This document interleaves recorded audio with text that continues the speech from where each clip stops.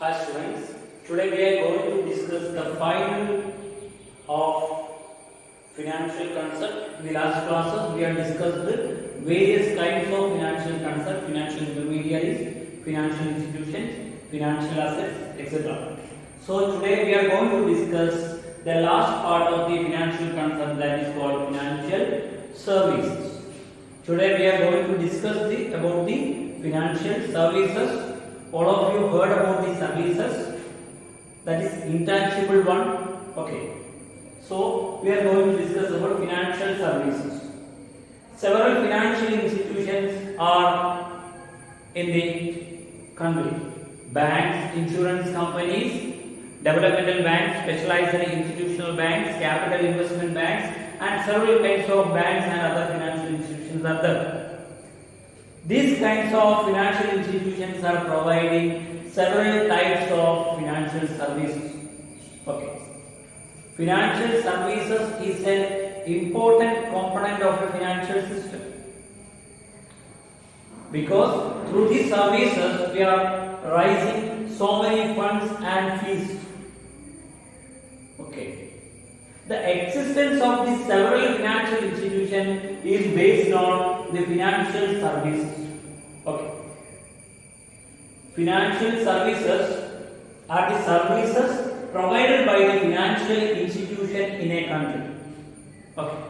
Financial services, that means it is a service, it is an intangible one. It is a service given by the financial institutions all over the country. In India, several types of financial institutions are there. Commercial banks are there, cooperative banks are there, regional rural banks are there, developmental banks like IDBI are there.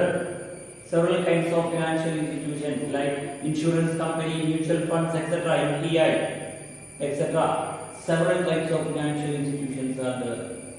So, financial services provided, that means the financial services is a service provided by the financial institutions in a country. Okay. Like banks, insurance companies, company investment bank, brokerage companies, etc. Okay. They provide money and investment related services. Financial service institutions are involved in providing the money and investment related services. പണവുമായി ബന്ധപ്പെട്ട നിക്ഷേപവുമായി ബന്ധപ്പെട്ട സേവനങ്ങളാണ് അവർ നൽകുന്നത്. Okay clear. Financial services സാമ്പത്തിക സേവനങ്ങൾ നൽകുന്നതിന് രാജ്യത്ത് ഒരുപാട് സ്ഥാപനങ്ങളുണ്ട്. സാമ്പത്തിക സേവനങ്ങൾ നൽകുന്നത് രാജ്യത്തെ സാമ്പത്തിക സ്ഥാപനങ്ങളാണ്. ബാങ്കുകൾ, ഇൻഷുറൻസ് കമ്പനികൾ, മ്യൂച്വൽ ഫണ്ട്, അതുപോലെയുള്ള ബ്രോക്കറേജ് ഫേമുകൾ തുടങ്ങിയിട്ടുള്ള നിരവധി സ്ഥാപനങ്ങളാണ് ചെയ്യുന്നത് സാമ്പത്തിക സേവനങ്ങൾ നൽകി പോരുന്നത്. ബാങ്കിൽ പോയാൽ നമുക്ക് കിട്ടുന്ന എന്താണ്? സാമ്പത്തിക സേവനമാണ്. ഓക്കെ, ബാങ്ക് ഒരു സർവീസ് സെക്ടറാണ്, സേവനം നൽകുന്നവരാണ് ബാങ്കിലുള്ളവർ. സോ ബാങ്ക്, അതുപോലെയുള്ള investment bank, insurance company, mutual fund, pension fund പോലെയുള്ള ഫിനാൻഷ്യൽ സർവീസുകൾ പ്രൊവൈഡ് ചെയ്യുന്ന സ്ഥാപനങ്ങൾ ഒരുപാടുണ്ട്. ഫിനാൻഷ്യൽ സർവീസ് പ്രധാനമായും ബന്ധപ്പെട്ടിരിക്കുന്നത് പണവുമായി ബന്ധപ്പെട്ട, നിക്ഷേപവുമായി ബന്ധപ്പെട്ട സേവനങ്ങളിലാണ്. They are mainly concentrated on money and investment related services. അതാണ് സാമ്പത്തിക സേവനങ്ങൾ. വ്യത്യസ്തമായ സാമ്പത്തിക സേവനങ്ങൾ നമുക്ക് സാമ്പത്തിക ധനകാര്യ സ്ഥാപനങ്ങളിൽ നിന്ന് നമുക്ക് കിട്ടുന്നുണ്ട്. നമ്മൾ ബാങ്കിൽ പോകുമ്പോൾ അവിടെ നമുക്ക് കിട്ടുന്ന സേവനമാണ്. ഓക്കെ, നമുക്കൊരു ചെക്ക് ഫെസിലിറ്റി, ഒരു ATM facility, that's A service. ATM service, check service, lending, buying, borrowing and lending services are there. So several kinds of services are provided by the financial institutions.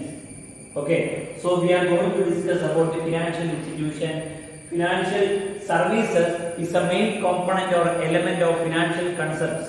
Financial concept is related to the financial system of a country. So financial services is an essential part of a financial system in a country. ഒരു രാജ്യത്തെ സമ്പദ് വ്യവസ്ഥയുടെ ഏറ്റവും പ്രധാനപ്പെട്ട ഒരു ഭാഗമാണെന്ന് പറയുന്നത് സാമ്പത്തിക സേവനങ്ങൾ. സാമ്പത്തിക സേവനങ്ങളിലൂടെ ഫീ ആയിട്ട്, ബ്രോക്കറേജ് ആയി, കമ്മീഷനായി, ഡിവിഡൻഡ് ആയിട്ട്, അങ്ങനെ വ്യത്യസ്തമായ രീതിയിൽ ഒരുപാട് പണം, ഒരുപാട് മണി അക്യുമുലേറ്റ് ചെയ്യപ്പെടുന്നുണ്ട്.